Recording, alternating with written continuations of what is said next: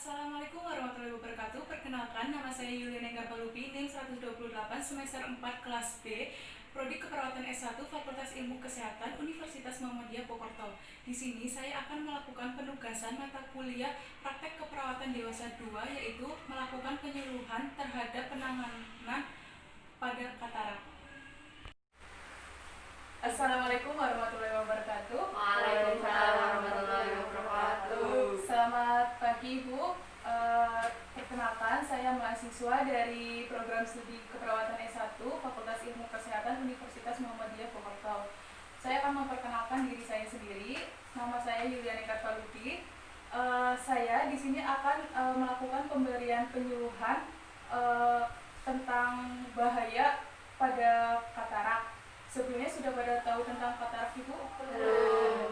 Baik, kalau begitu nanti saya di sini akan menjelaskan apa itu katarak, tanda-tandanya, terus faktor, penyebab, pengobatan, komplikasi, sampai faktor-faktor yang mempengaruhi penurunan kemampuan penglihatan. Adapun di sini saya mohon izin ya Ibu, saya akan melakukan penyuluhan. Saya membutuhkan waktu selama 10 menit. Sebelumnya ada yang mau ditanyakan Ibu? Belum. Baik, kalau begitu saya di sini akan memberikan pamflet ya Ibu.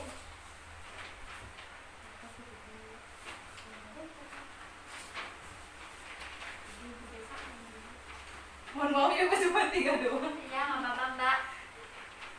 Baik, kalau begitu saya langsung saja masuk ke materinya Ibu.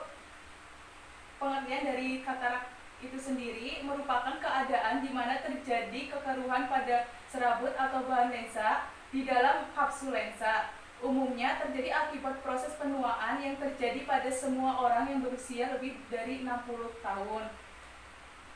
Kemudian penyebab terjadinya katarak? Pada umumnya katarak itu terjadi karena proses penuaan, tetapi juga ada pula terjadi pada bayi atau usia yang lebih muda karena faktor yang lain seperti cacat bawaan sejak lahir, penyakit sistemik seperti diabetes mellitus, kemudian proses penuaan atau usia lanjut, kemudian ada obat-obatan yang dapat mengakibatkan kekeruhan pada lensa seperti kortikosteroid atau kortikosteroid itu berada di bagian tengah-tengah mata.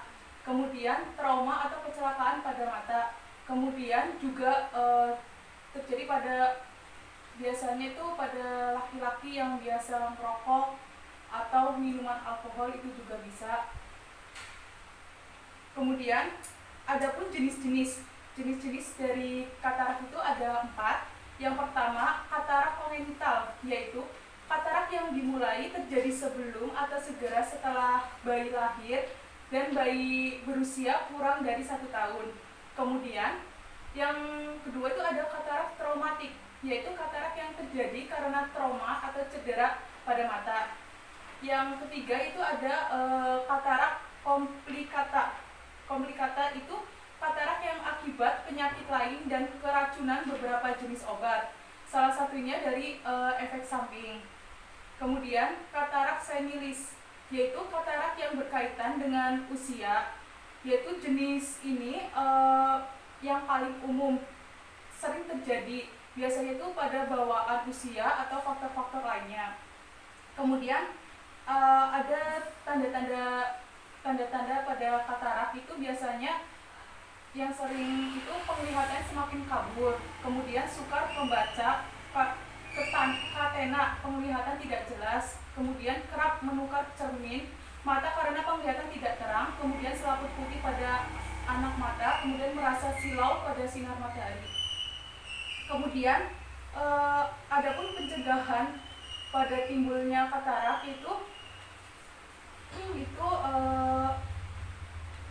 yang pertama, kita harus mengkonsumsi buah-buahan yang mengandung vitamin C, sayur-sayuran hijau, kacang-kacangan, susu, hati, vitamin E. Kemudian mengontrol gula darah penderita diabetes. penderita diabetes mellitus itu kita harus mengontrol kadar gula darahnya. Kemudian tidak merokok dan menghindari asap rokok. Kemudian tidak mengkonsumsi obat kortikosteroid jangka panjang atau obat-obat lainnya. Kemudian mencegah trauma langsung terhadap mata. Kemudian kurangi paparan langsung sinar ultraviolet, sinar matahari atau ultraviolet. Kemudian kita tidak boleh terpapar sinar terlalu berlebihan ataupun juga debu, itu paling utama. Kalau terkena debu biasanya mata tuh dikucek-kucek terus kan merah kan. Lah itu tuh biasanya terkena infeksi, ya kan ya? Terkena infeksi atau iritasi yang mengakibatkan infeksi atau virus. Kemudian cara pengobatan katarak. Sampai saat ini pengobatan satu-satunya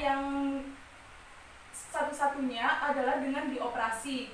Tidak ada obat tetesan maupun obat minuman yang dapat menyembuhkan penyakit katarak. Obat-obatan tersebut hanya bersifat memperlambat proses kekeruhan lensa mata yang belum matang agar tidak cepat matang.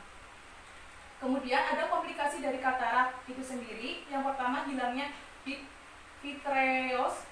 Jika kapsul posterior mengalami kerusakan selama operasi, maka gel vitreous dapat masuk ke dalam bilik arterior, yang merupakan resiko terjadinya glaukoma atau traksi pada retina. Kemudian yang kedua ada prolaps iris. Itu iris dapat mengalami postrusi melalui insisi bedah pada periode pasca operasi dini. Kemudian yang ketiga ada endoftalmitis. Itu komplikasi infeksi ekstruksi katarak yang serius namun jarang terjadi. Kemudian ada kondisi mata normal. Pengertian dari mata itu sendiri merupakan organ penglihatan bagian mata terdiri dari sklera, koroid, dan retina. Ada yang mau ditanyakan Ibu? Baik, kalau tidak ada, saya akan melakukan evaluasi dan akan memberikan pertanyaan kepada Ibu. Ada yang tahu penyebab terjadinya katarak itu apa aja, Ibu?